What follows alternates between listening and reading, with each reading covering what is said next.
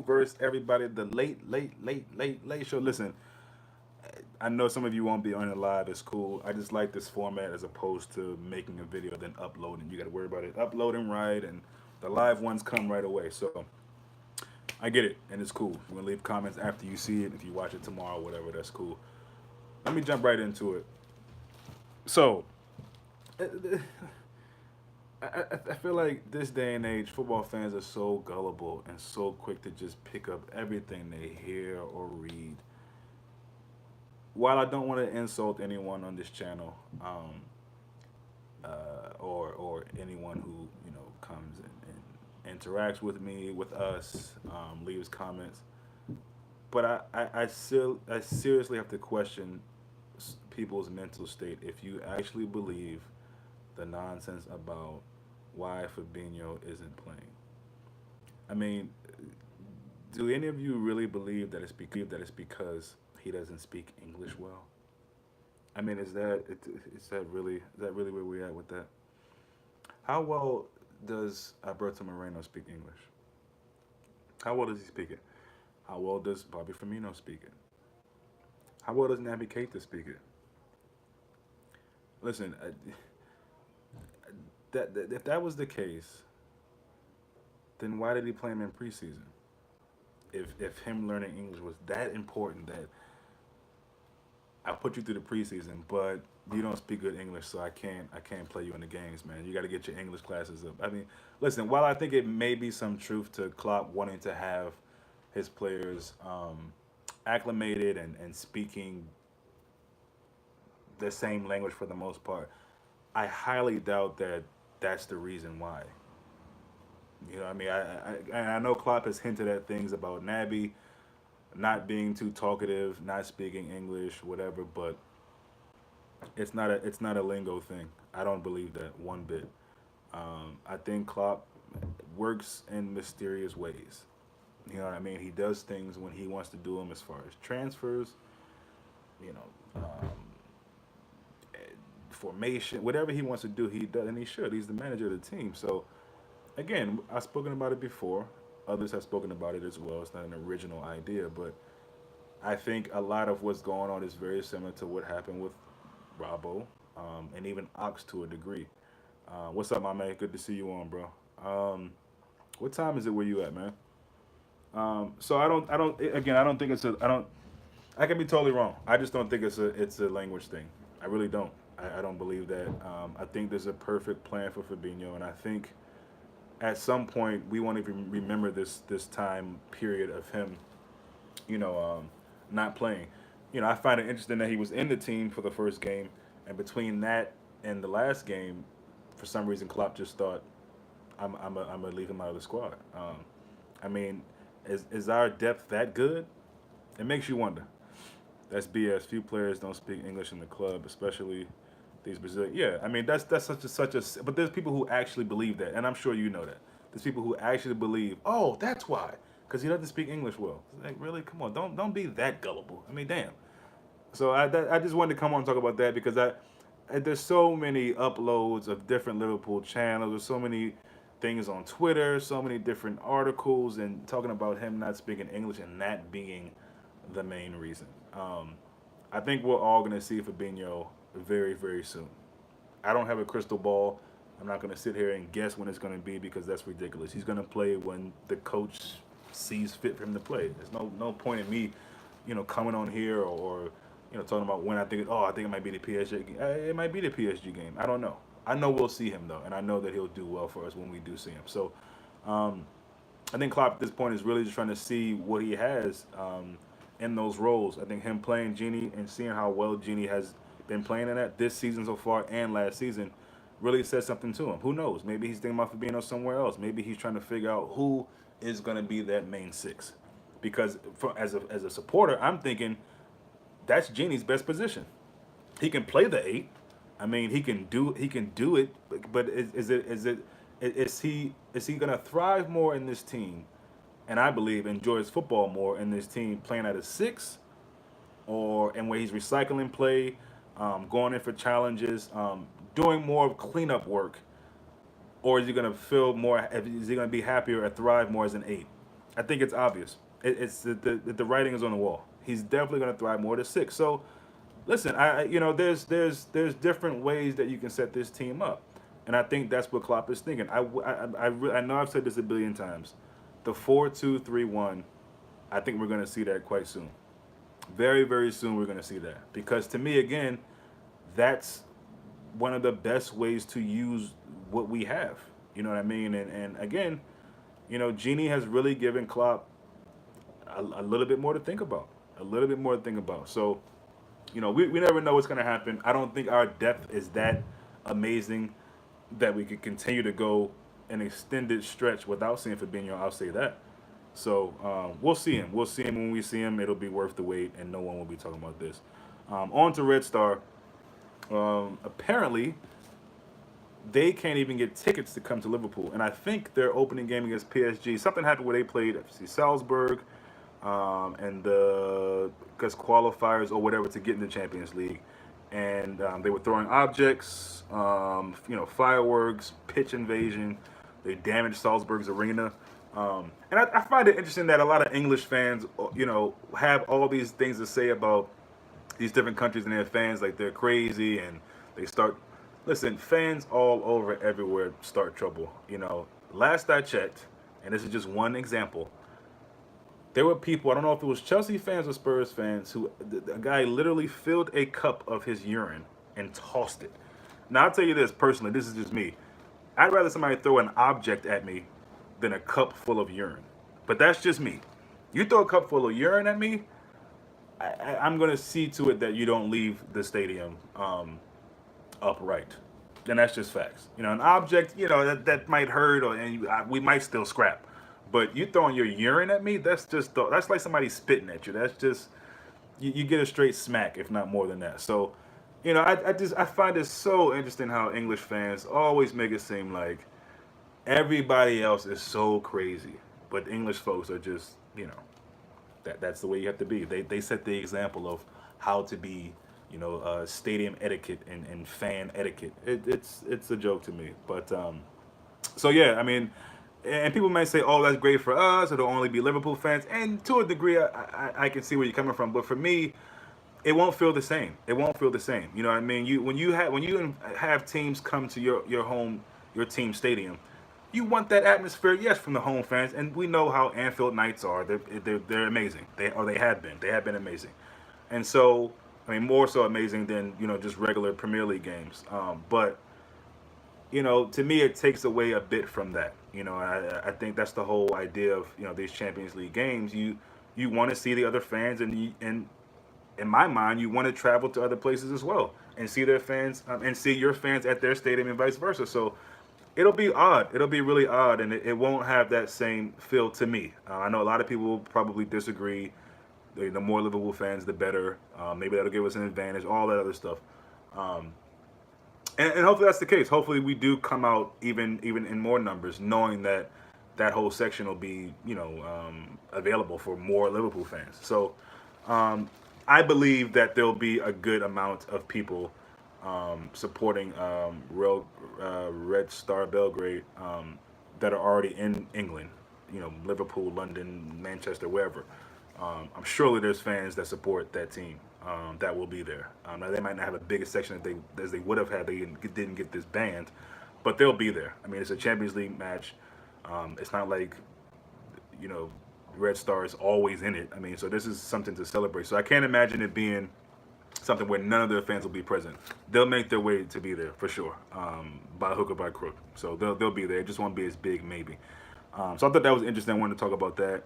And then just to complete it, this whole nightmare run and all of this, I've spoken about this before to great lengths. But it amazes me how amazing we think our team is, or we say we think our team is. And then we get shook and scared when we have these stretches of games. Look, I couldn't care less if we played a game every day. If I got to see Liverpool every day, I would be a much happier man than I am now. That's just facts. So playing every 2 days or twice a week, listen, I'm sure it's taxing on the players and the manager. Klopp's made it clear that he doesn't like how the fixtures kind of pile up upon each other in the Premier League, and the holiday schedule and the thick and fast, the games and all that. But as a football fan, a Liverpool football fan, I love seeing as much as I can. So to me, this is where you really test yourself. I don't get this whole nightmare run because nightmare run to me seems like, oh man, this is going to be really scary. We're probably going to drop some points, and there's some Liverpool fans who think that way. And here's the thing, I don't knock them because there's been examples of Liverpool falling off when stuff got tough. By and large, I think for as long as Klopp has been there, I think we've improved in that situation. But there's also obviously been times after international breaks, we're rusty. After a good stretch of wins, we lose to a team that we probably should be beaten, or draw, or we're up. I mean, the game that stands out for me is that Bournemouth match. I think we were up 3-0. I remember back that video, me and Onyx, this was like a long time ago when we kind of first started the channel, and we're singing and everything in the video about we got money, Sadio Mane. I think that was the game, and at the end of the game, it was just like, wow, I cannot believe we lost this. So we've come a long way. We've come a long way, and who's to say that won't happen again? I really do believe this team has turned the corner as far as that's concerned. I don't think we're going to see many, if any, hopefully, prayerfully, games like Sevilla last season where we're up 3. Now, no one really talks about that now because obviously we got out of the group, top of the group, and we went further than Sevilla. We went to the final. We all know that, runners up. So, but we've had some moments like that under Klopp, and it's been frustrating. I think it's obvious that we have tightened up our defense, and it looks to be obvious. Let's be honest, we haven't played anybody. Let's just be honest, and that's something that I know rival fans would say, and some of us would try to defend that and argue that, whatever. But that's just the truth. We haven't played anyone. People give me all of this. Oh, Leicester's such a big match. It really wasn't though. They didn't have Vardy, okay? And even when they had Vardy, it's obviously on paper at least you would think it'd be a tougher match, and maybe it would have been. We'll never know. I don't care. We got the 3 points. That's fine. But you can't tell me that's a big game. I know Leicester City won a title recently. I get it. I understand. But to me, that's not a big game. You know what I mean? It could be a tough test. And really, at the end of the day, we made it tougher than it needed to be. That's just the facts of the matter. And Klopp has spoken about it, and I agree. We're in preseason mode still. And when he first said that, I was thinking, well, that's a problem. But it can be a problem. We got 12 points out of 4 matches. So the idea that we're still in preseason kind of makes you like, okay, well, we shouldn't be. We're 4 games in. You would expect maybe it was almost like it was in a backwards way or something. Like West Ham looked like, oh, boom, okay, cool, but it's West Ham. Next game, okay, Crystal Palace, and we get by that, Brighton, and then Leicester, and it seems like we were kind of going backwards from West Ham to Leicester. What did you say, Mame? By the end of September, we will know what we are made of. Yeah, I agree. Yeah, end of September, during this nightmare stretch, we're definitely, and this to me it's exciting. Like you want to play the best teams, you want these tough fixtures. I mean, I get excited for every Liverpool game, whether it's a team on paper that we should beat or it's a lesser team, or I don't care if it's Wolverhampton, I don't care if it's Fulham, I don't care if it's South. Any of these teams, I'm always excited. But I mean, let's be honest, the excitement levels even heighten when we're playing City, Chelsea, Man United, of course. Everton, because of Everton. Spurs, of course. That's why I cannot wait. I'm so glad our first game back from international break is Spurs. I can't wait for that. I cannot wait for that. I can't stand them dudes. Harry Claim has been, running his mouth. It's teams like Tottenham, who in a way are kind of similar to us. We've had times when we've beaten the team and we're on a high. Everybody's happy. Listen to all the podcasts. Oh, we got this. We're going to do this. And then we drop points to Bournemouth or Swansea or Hull. We've done that. And Spurs, they have these mini goals, it seems like, or these mini victories that they like to celebrate. And I'll say, not necessarily their team, but to a degree, and I'll get to that because Harry Claim is one of those guys. But more so, if you listen to their fan channels, it's like them beating United was like a mini trophy. And that's just from what I can see. I don't know if anyone actually felt that. But what I can see when I listen to their fan channels and stuff and watch their fan stuff, it's like all of this, it's one game. And it's Man United. They're not a contender. At least I don't think they are. So why? Now, if it's Arsenal, And even though Arsenal don't really seem like a contender, I can see that because it's the North London derby. There's a rivalry there. Those teams obviously hate each other. I think Arsenal has a song about hating Tottenham. So but you beat United, who look like a wounded dog right now. I mean, come on, that's not anything really to celebrate. Now, when we beat United, will I be happy? You damn right. But it's not like I don't know. I mean, you should be happy with every win. Let me just make sure I'm clear on this. I'm just saying, Spurs came off as if that was like a huge victory for them, bigger than what it was. Like it was worth double the points. It was only 3 points. Same here. I really can't understand fans being scared. You have to play. I don't get it, man. I don't, and I know you feel that, mommy. I don't get why everybody is so like. Not everybody. There's a section of people. Maybe it's a small minority that they're very very actually frightened for these games.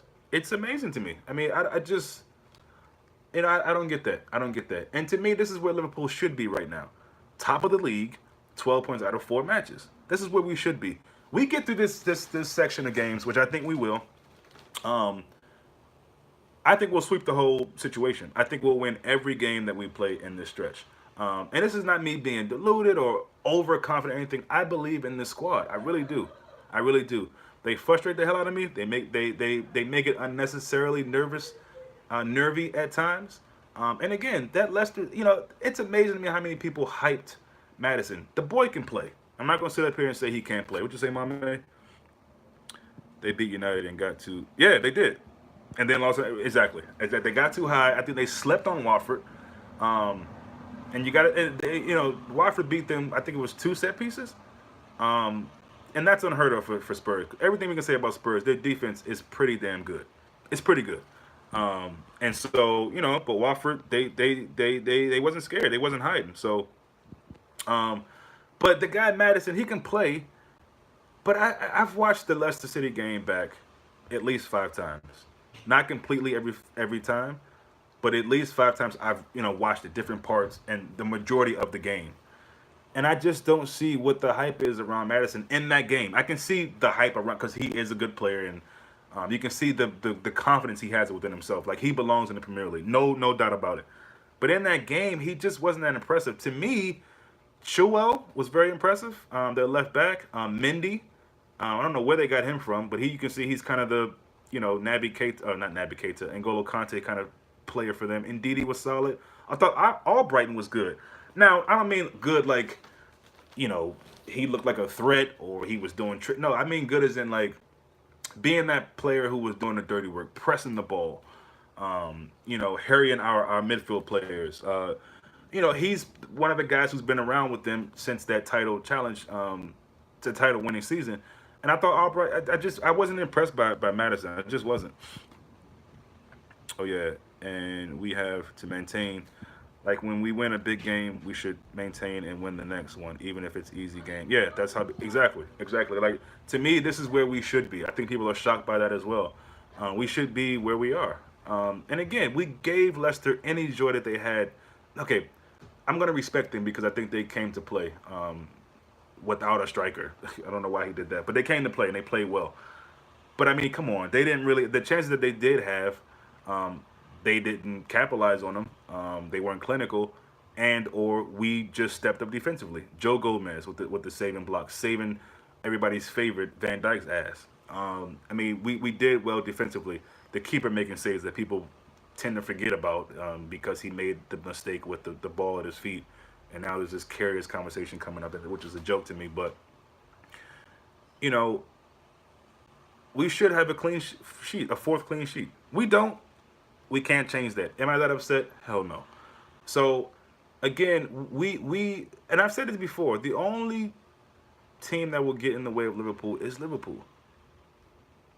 The only way that we will not accomplish our goal is because we got in our own way, and I really believe that. There's no team in this league that going into it. I'm like, ooh, they can really get at us, or they can really hurt us this way. Obviously, that's true. We all know that. I mean, the low teams can hurt you if you allow them to, but there's no team that I'm really worried about. I'm just not. I'm just not. I mean, City, I'm not worried about at all.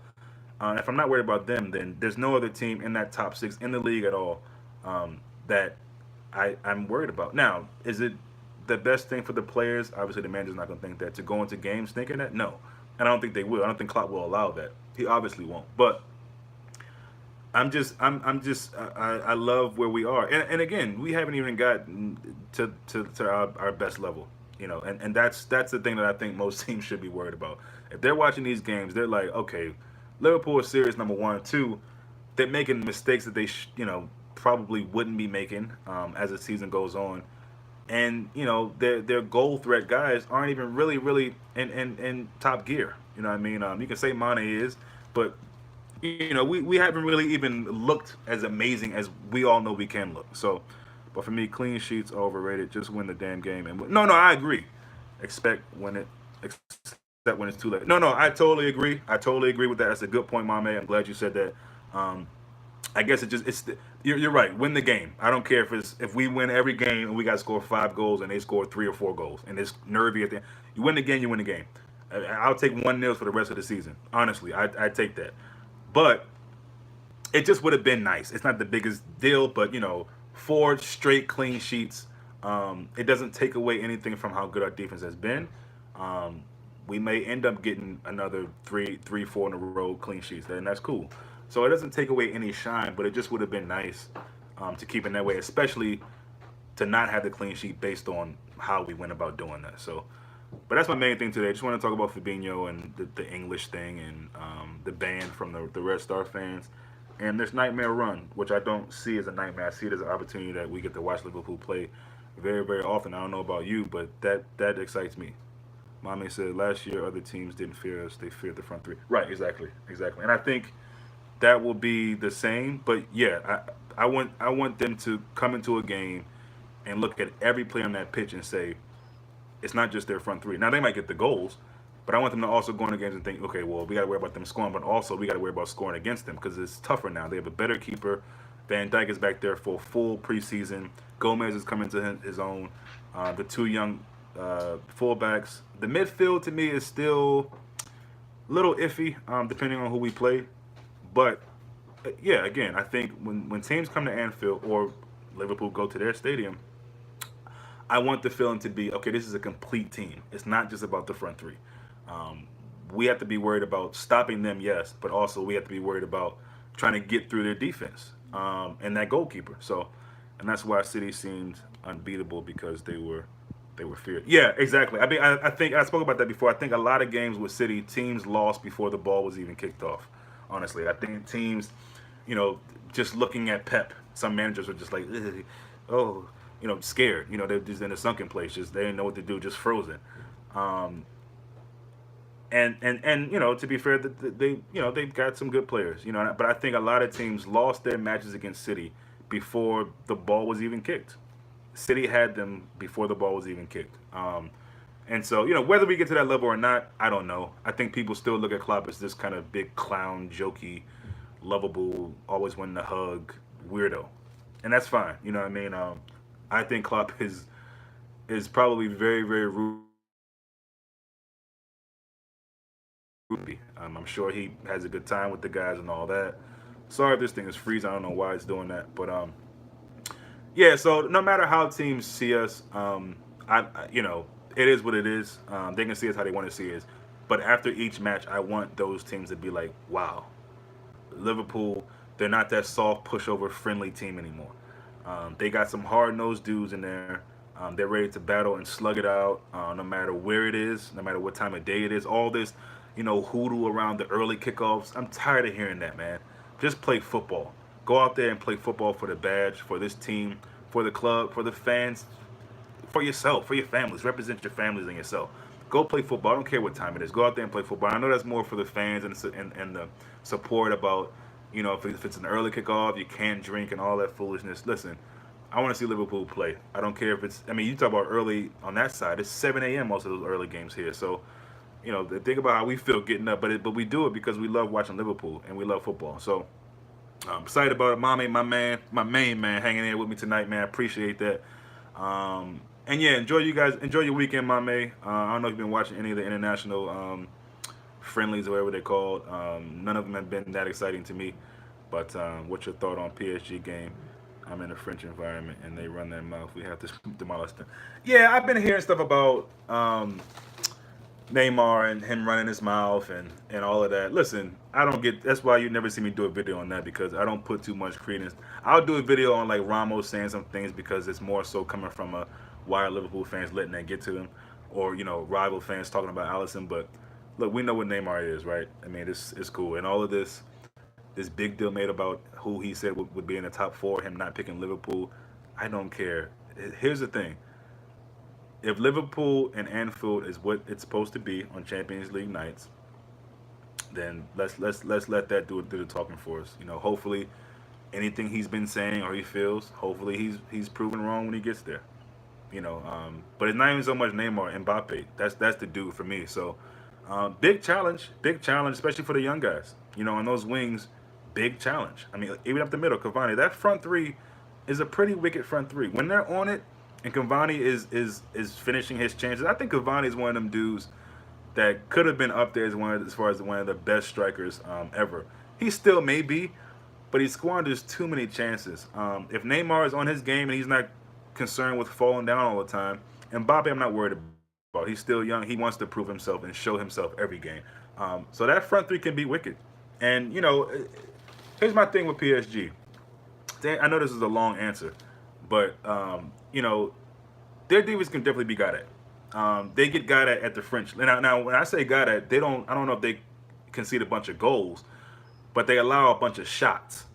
And so, you know how that works with Liverpool. You give us shots, hopefully we take advantage of those.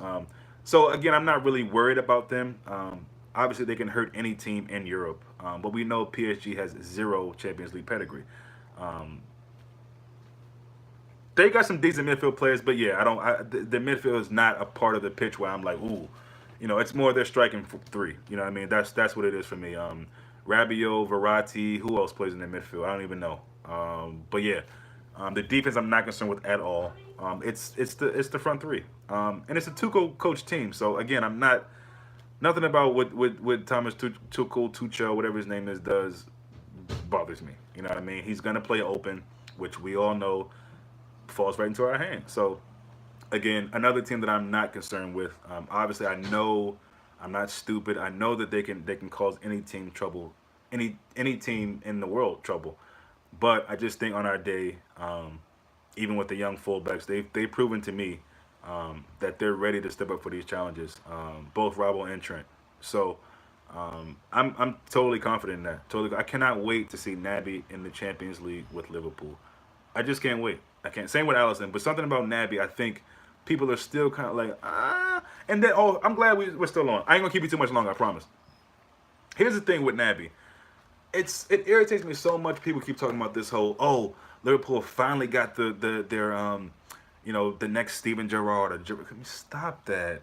Number one, that's disrespectful both ways. Let Naby be Naby. Why does he have to be the next anybody?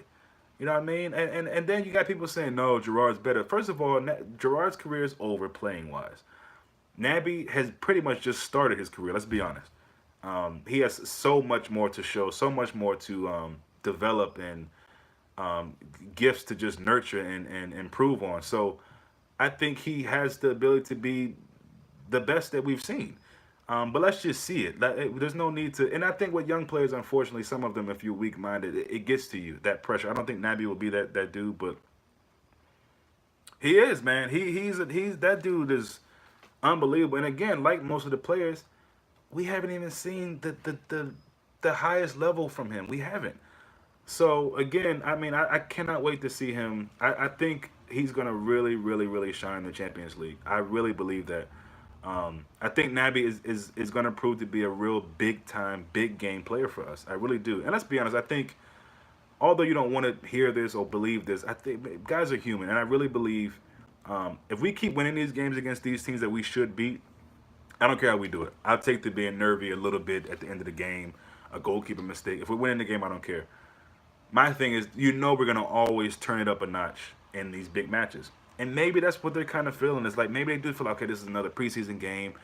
When do we play Tottenham? When do we play Chelsea? When do we play Arsenal, United, whatever? These big teams. So that's why I think it's part of it is that as well. Bro, I've been following Naby since Salzburg when he was out there. Yeah, yeah, and boy has he's grown and progressed. Same with Sadio. I think they have the do they have the same do they have the same agent? I think I heard or read that they have the same represented by the same people or person or whatever. But no, I'm happy to see the team in general again in the Champions League and hopefully see us go the distance and this time bring the trophy home. But and he progresses every single day. He does. Again, I said it before. I don't know if you agree, Mame, but I think Naby has to be undroppable at this point. He just has to be undroppable. There's no way you cannot have him in the team if he's fit. I know that sounds crazy because we got to rotate, but to me, Naby should be dropped the least. Of course, Van Dijk is going to be a shoe in every game. I don't see that. I mean, obviously, unless he's fit or not fit, we got to rotate in the cup game. Same agent, yeah. So, but I think Naby needs to play every single game. And I don't care if you even need to make him a 6 some games. I don't know, a 10, a 8, a winger, whatever. Naby needs to be playing every single game because you can see how anybody could see that. With just Naby being out, the midfield just didn't look the same. And I think there's a there's a link there between, at least it seems like, between Genie, Milner, and Naby. So for me, and until you feel like Fabinho is ready to go, you got to keep going with Genie. I'm sorry. I mean, bring Hendo. And I think for me, because people kept, I didn't really see this, but people kept saying when Hendo made his little cameos, yeah, I feel you. All three of them. Yes, yes, yes. Virgil van Dijk, Mane, and Naby must play unless there's serious injuries. I'm sorry. They must play. Um, so yeah, I just think you can't they can't be dropped. Yeah. I mean, the cup games, yeah. I think, and then people were saying, Hendo looked so good when he came on against Brighton or Palace. I was like, okay, he looked okay, but maybe that's got to be his role right now. Maybe when he comes in, maybe he can kind of dictate a game better or slow things down or I don't know. I'm just saying maybe. I don't think that's what he really does. I wish he did that. My thing is this: if we're playing against a team that's pressing, I don't want to see Hendo on the field. I don't, especially not as a 6. And again, he's got that Genie thing. That's his best role right now is a 6. So if I see Hendo, I prefer it to be late in the game where he can kind of come in and keep possession. That's what he can do well for the most part. He's not press resistant though. So if they're getting pressed, I don't know if you bring him in. Maybe you bring Shaqiri in, put Genie down to the 6, keep Naby in, maybe even keep Milner in. But you can't have a Hendo, Milner, and Genie midfield 3. I'm sorry. I know they differ in the Champions League. You cannot have that, especially against teams that press. That's not a press resistant midfield. It's just not. So for me, again, Naby just can't be dropped. He cannot be dropped, man. You cannot drop Naby. And I think Hendo should just be playing from the bench. That's my opinion. English players are just overrated. I know. He wouldn't get into any top. He wouldn't. And you got these super duper hardcore Hendo fans, and that's fine. I'm not gonna knock you, not gonna disrespect you, call you out. But I mean, come on, like you can't sit here and tell me that, you know, um, Hendo is that big of a figure on the field that he must be starting. I mean, I don't. Freddie, what's up? I hope you had a great week. I did, man. Thank you. Keep doing what you're doing. Stay up. Appreciate that. Appreciate it. Thanks for stopping by, man. Fabino needs to start, says Daniel. Yeah. I mean, listen, me and Monty been here kind of talking one on one, so I've said a lot of stuff. But back to Fabinho. Look, we're gonna see Fabinho when we see Fabinho. There's no need. I'm speaking for myself. For me to get all worked up or where's when he's gonna play when Klopp sees fit from the play. I don't believe it's about the language thing. I don't believe that. I don't believe he hasn't played because he can't speak English. That's been the rumor allegedly why he hasn't played. That's a bunch of crap to me. So I mean, we'll see Fabinho when we see him. You know what I mean? I spoke about it earlier. I think Klopp is trying to figure out what his best midfield 3 is. What's the midfield 3 that he can stick with, go with? Of course, you're going to rotate. But I think Klopp would love to have. I could be wrong. I don't know. I'm not in his mind. I think Klopp would love to have a set 11 that he knows he can go to, he can trust, game in, game out. And I've said it before. I think Genie's best role is at the 6. So then that's a bit of a dilemma because now you essentially have 3 sixes. Fabinho will start when the time is right. Yeah, you got 3 sixes essentially because Genie to me 6 all day. Hendo 6. He can't play the 8. He can't get around the pitch anymore. So you got 3, and then Fabinho. You got 3 sixes. So again, I don't think Klopp really banked on Genie being that good. That doesn't sound right. I don't think he really knew that he had 3 6s. He saw what Genie did in the six last season towards the end of the season, Champions League, league, whatever. He's seeing what he's doing now. So I it's a bit of a dilemma. It's a bit of a dilemma because again, we don't have many ball carriers. Lalana's hurt now, you're thinking, you're looking at Shaqiri dropping down to an 8, which I don't know if Klopp sees that. He can play at 8, obviously, but I'm watching him now against the USA. Is he killing it? Okay, I thought the game was on tomorrow. Damn. Okay, he's playing fullback for Brazil, right? I need to watch that then. I didn't know that was on right now. I think Klopp don't really need him yet, not urgently. Yeah, obviously, my man. That must be the thing. No rush for Fabino. I just like Robbo. He needs time. Oh, just like Robbo. Yeah, I agree. We have 3 6. Yeah. That's what I've been saying. I think the Fabinho thing is very, very similar to Andy Bobby and Ox to a degree. You know what I mean? So, look, guys, let's not worry too much about Fabinho. We got the guy. He's our player. He's gonna play at some point. Like I said earlier on here with Montme, it'll be a point where he's playing and he's so good that people aren't even gonna remember this kind of trial period where he wasn't playing. But I'm gonna go be with the family, guys. Freddie, man, thanks for coming on, man. It's always good to see you on here. Daniel, thanks for stopping by. Mame, my main man, thank you for being in here with me for so long. Appreciate you guys. Sorry it's so late. But yeah, it is what it is. Much love to all you guys. See you soon.